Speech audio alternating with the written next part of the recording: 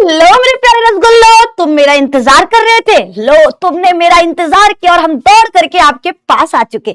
लेकिन आज अकेले नहीं आए, आज लेकर आए हैं शानदार, दमदार, धमाकेदार ट्रिक्स। हाँ जी, आज हम लोग केवल किताबी परिभाषाएं याद नहीं करेंगे, बल्कि निधि मैम के जादुई ट्रिक से सारे के सारे बीमारियों को दिमाग में फिट कर लेंगे। यानी आज आपके पूरे के पूरे खोपड़ी में से भूसा को साइड निकालकर हम भर देंगे रोग एवं रोगों के प्रकार, रोग के कारक, सारी चीजें एकदम बेहतरीन तरीके से आपको समझाने वाले। तो चले इस जादुई से सफर में। तो क्या करना है? अरे कंजूस हो, वीडियो को लाइक करना है जो अभी तक तुम दबाए नहीं हो। भैया वीडियो को लाइक करो, अपने प्यारे प्यारे दोस्तों को शेयर करो, और हाँ, चैनल पर नए हैं, पहली बार आए तो चैनल को सब्सक्राइब कर ले, बिकॉज निधि मैम कहीं नहीं मिलेंगी, सिर्फ और सिर्फ अपने प्यारे से चैनल निधि मैम साइंस पर मिलेंगे, जहां पर वो पढ़ाती हैं फ्री में बायोलॉजी। तो भैया चलिए स्टार्ट करते। तो सबसे पहली चीज जो हम आपको बताएंगे कि ये भैया आखिर स्वास्थ्य का मतलब क्या होता है। हमने आपको स्वास्थ्य का मतलब बताया था, लेकिन फिर भी एक बार रिवाइज कराते हैं। स्वास्थ्य का मतलब होता है कि किसी व्यक्ति का रोग मुक्त होना। ऐसा मेरा मानना था, ऐसा कुछ लोगों का मानना था जिसने अभी तक WHO की परिभाषा नहीं पढ़ी थी। उन लोगों से जब पूछा गया कि स्वास्थ्य का मतलब क्या है, तो उन्होंने कहा कि अगर आपके शरीर में कोई बीमारी नहीं है तो इसका मतलब आप स्वस्थ हो। लेकिन WHO, जिसका पूरा नाम होता है वर्ल्ड हेल्थ ऑर्गेनाइजेशन, क्या होता है कलवा? तुम बताओ, बोलो बोलो। वर्ल्ड हेल्थ ऑर्गेनाइजेशन, विश्व स्वास्थ्य संगठन, इन्होंने बताया कि स्वस्थ का मतलब होता है किसी व्यक्ति का शारीरिक, मानसिक एवं सामाजिक तीनों रूपों से स्वस्थ होना। ऐसे व्यक्ति को हम स्वस्थ व्यक्ति कहते हैं। यानी अगर कोई व्यक्ति मन से, मानसिक रूप से स्वस्थ होगा, अपनी शारीरिक रूप से स्वस्थ होगा और समाज के कल्याण के बारे में सोचेगा, समाज में रहने के योग्य होगा, तो ही वो व्यक्ति स्वस्थ कहलाएगा। अब स्वस्थ तो हमको पता चल चुका, लेकिन सवाल है कि मैम रोग क्या है? तो रोग का मतलब होता है कि जब हमारे शरीर का कोई अंग पूरी तरह से काम नहीं कर रहा हो, या पूरा का पूरा शरीर काम करना बंद कर देता है, जिसके वजह से शरीर में कोई असहज लक्षण दिखाई देने लगे, तो उस स्थिति को रोग या बीमारी कहते हैं। अगर सरल भाषा की बात करें तो शरीर की वह स्थिति जिसमें हम उनकी सामान्य कार्य प्रणाली में रुकावट आने लगता है, इसी को हम रोग कहते हैं। एक लाइन में बताएं, रोग का मतलब होता है कि शरीर की वह स्थिति जब हम किसी कार्य को सुचारू रूप से नहीं कर पाते, बल्कि उस काम को करने में हमारे शरीर में रुकावट उत्पन्न होती है, हम पूरी ऊर्जा के साथ जब किसी काम को नहीं कर पाते हैं, तो शरीर की उसी स्थिति को बीमारी कहते हैं। इसमें शरीर में अलग अलग तरह के लक्षण दिखाई देते हैं, जैसे तापमान का बढ़ जाना, जिसे हम फीवर कहेंगे, का खांसी, छींक, ये सारी चीजों का दिखाई देना। ये कब होता है? जब हमारे शरीर में कोई बीमारी आ जाता है। अब सवाल है कि बीमारी और रोग सेम है? तो बिल्कुल बीमारी और रोग दोनों सेम है, लेकिन रोगों के प्रकार की अगर बात करें तो हम दो आधार पर रोगों को बांट सकते हैं। पहला, अवधि के आधार पर। अगर रोगों को अवधि के आधार पर बांटा जाए तो रोग दो प्रकार के होते हैं। पहला होता है हमारा तीव्रकालिक रोग, यानी ऐसे रोग जो बहुत जल्दी यानी अचानक से होते हैं और बहुत कम समय के लिए होते हैं। जैसे सर्दी जुकाम, भैया एक हफ्ते बहुत ज्यादा होता है, 3 से 5 दिन या एक हफ्ते तक आपके शरीर में रहता है, फिर अपने आप ठीक हो जाता है। तो ऐसे रोग जो अचानक से होते हैं और बहुत कम समय के लिए होते हैं, हम उन्हें क्या कहते हैं? क्या कहते हैं? क्या कहते हैं? क्या कहते हैं? तीव्रकालिक रोग। बोलो मेरे साथ। ऐसे रोग जो अचानक होते हैं, बहुत ही कम समय के लिए रहते हैं, उन्हें कहते हैं तीव्रकालिक रोग, जैसे सर्दी, जुकाम, हैजा।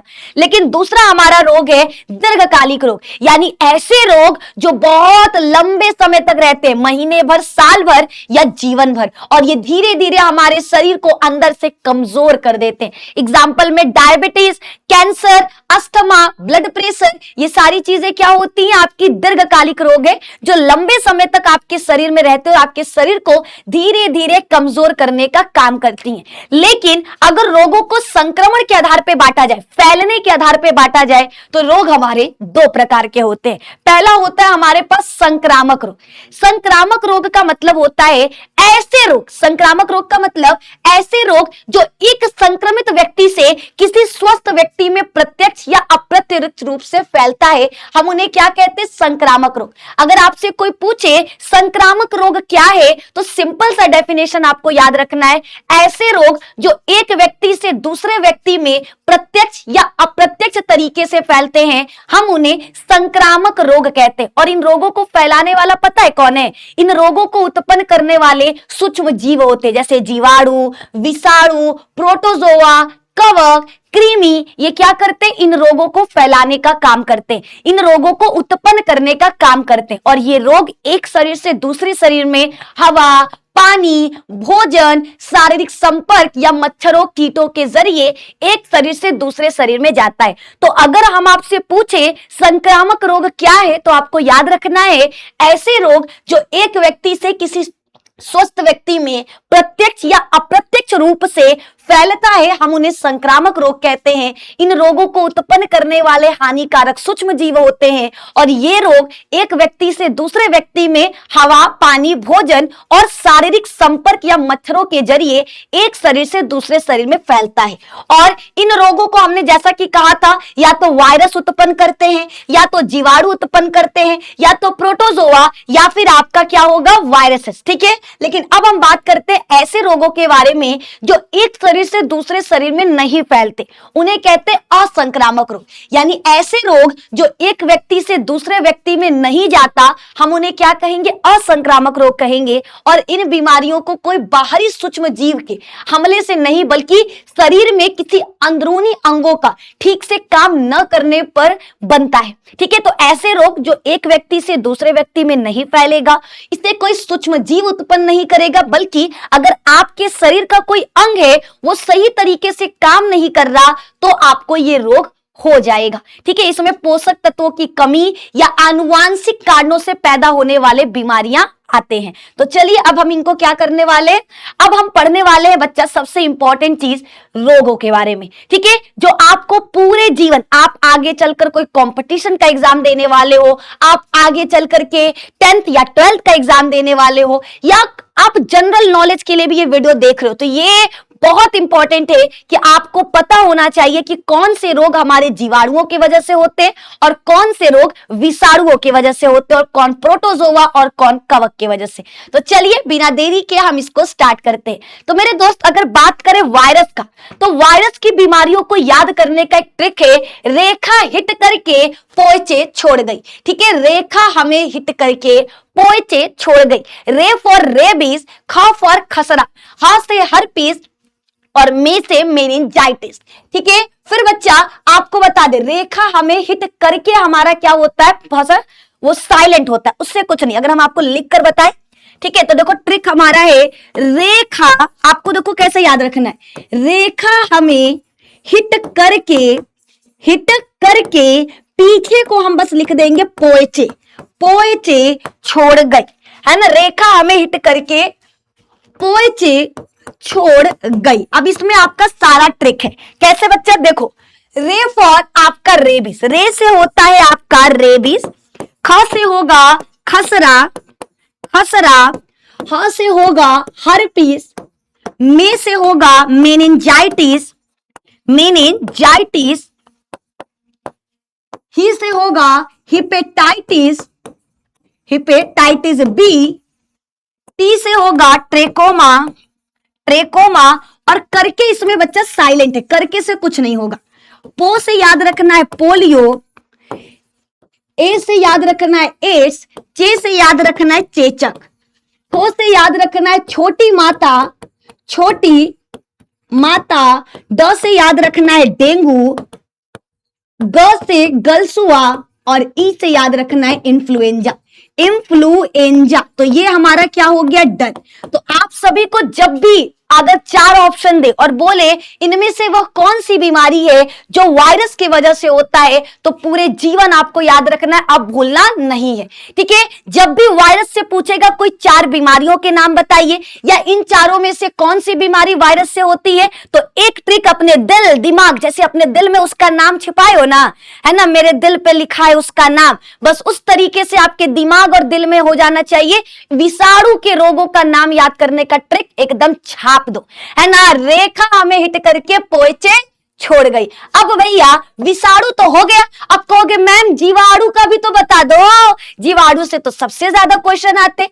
जितने भी जीवाणु होते हैं ये एक कोशिका वाले छोटे छोटे जीव होते हैं। हालांकि सारे बैक्टीरिया हानिकारक नहीं है, बहुत सारे ऐसे बैक्टीरिया हैं जो हमारे बहुत काम के। और आपको एक राज की बात बताएं, बहुत सारे बैक्टीरिया को हाँ जी तुम्हारी बात कर रहे, तुम खाते भी हो। अगर खुद को कहते हो मैं तो वेजिटेरियन हूं, मैंने तो आज तक कुछ नहीं खाया, तो भैया है ना, पांडे जी के शादी में जो चाट खाए थे उसमें तो मच्छर मरा ही था और तुमने उसको चाट लिया। उसके अलावा तुम रोजाना अपने दिनों में कुछ ऐसे खाना खाते हो जिसमें बहुत सारे बैक्टीरिया होते हैं और तुम उसको स्वाद ले लेकर वाह वाह क्या बात है, क्या बात है, क्या मस्त लग रहा, मजा आ गया खाकर, और तुम करोड़ों बैक्टीरिया डकार ले रहे हो। ठीक है, तो इस पर हम डिस्कस करेंगे नेक्स्ट पार्ट में। कमेंट में लिखना क्या आपको इसका नेक्स्ट पार्ट चाहिए, क्या आपको कुछ ऐसे बैक्टीरिया का नाम बताएं जिनका इस्तेमाल हम खाने के लिए करते हैं, तो कमेंट में लिख देना यस मैम सेकंड पार्ट लेकर आओ।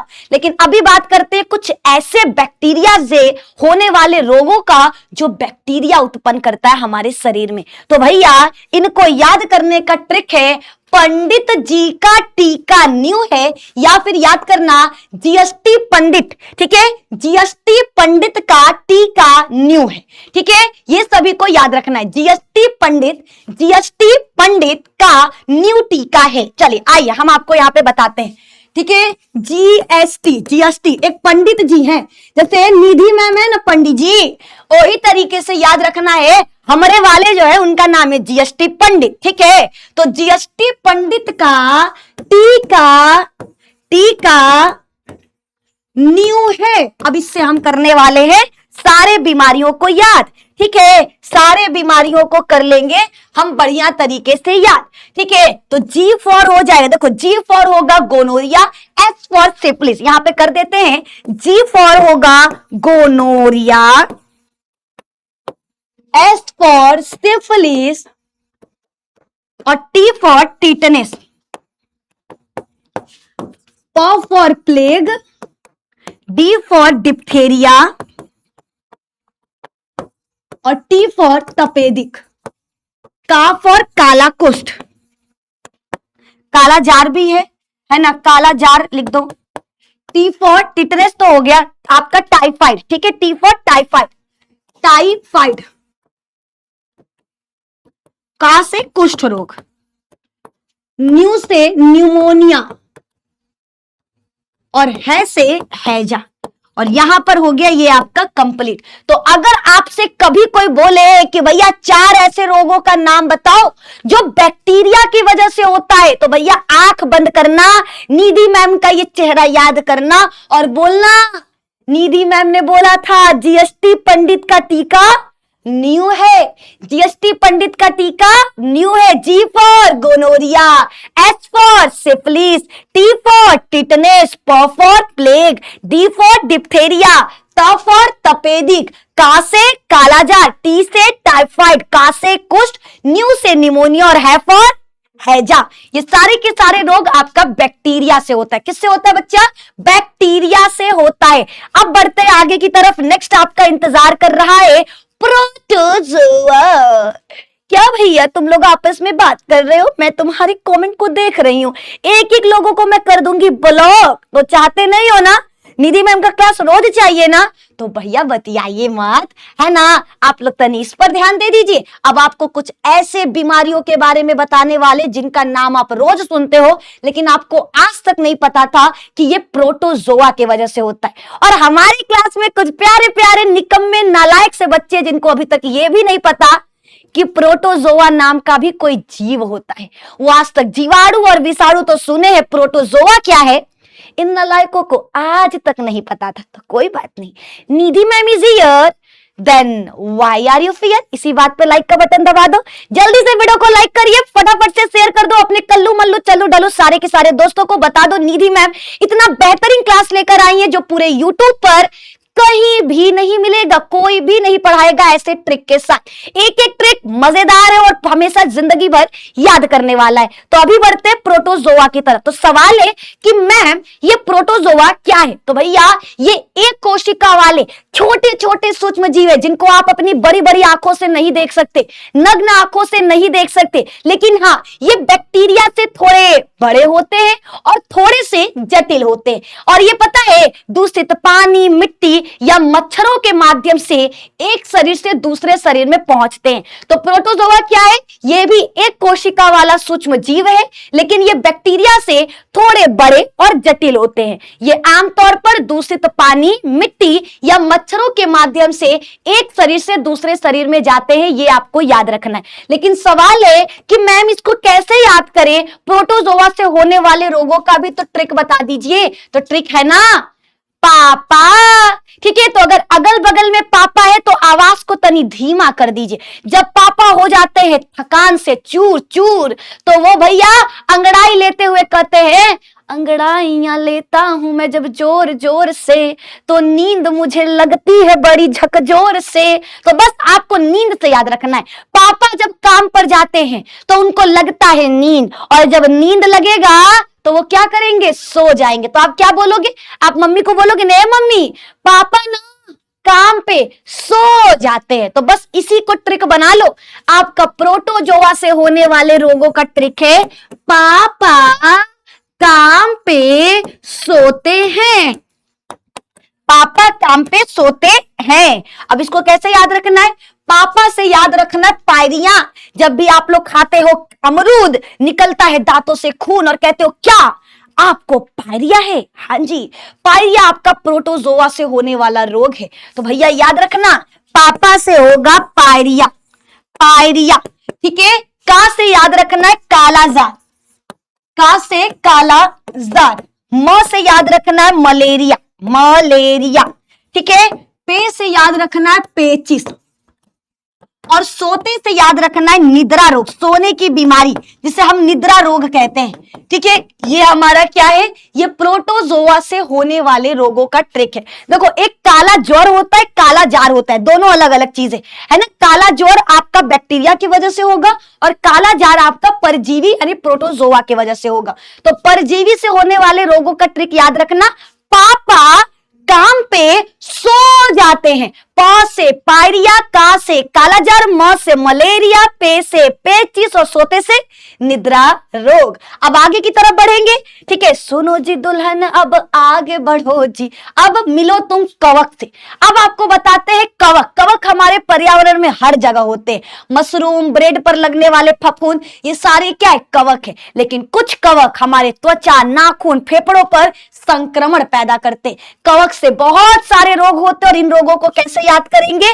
दामाद से, ठीक है? मान लो दामाद जी है ना, गाना भी है ना दामाद जी। तो दामाद जी आप मान लो आप कलुआ के पापा, ठीक है? कलुई के पापा फॉर एग्जाम्पल, ठीक है? आप हो कलुई के पापा, आपने एक लड़का खोजा जो है गंजा, है ना? कलुई का जो पति है वो गंजा है, गंजा। तो आप क्या बोलोगे? गंजा दामाद, लेकिन वो खाता है फ्रूट। तो होगा ट्रिक गंजा दामाद खाए फ्रूट, गंजा दामाद खाए खाए फ्रूट। तो इससे आपको याद रखना है ना?